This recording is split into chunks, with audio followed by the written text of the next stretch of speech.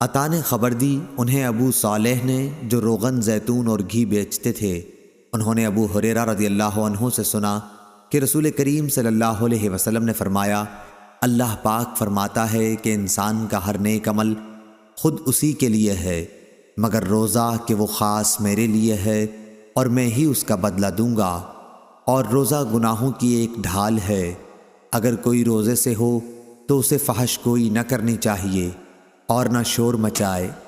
اگر کوئی شخص اس کو گالی دے یا لڑنا چاہے تو اس کا جواب صرف یہ ہو کہ میں ایک روزے دار آدمی ہوں۔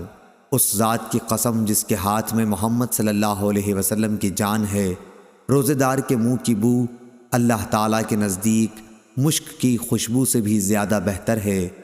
روزے دار کو دو خوشیاں حاصل ہوں گی، ایک تو جب وہ افطار کرتا ہے تو خوش ہوتا ہے، اور دوسرے جب وہ اپنے رب سے ملاقات کرے گا تو اپنے روزے کا ثواب پا کر خوش ہوگا۔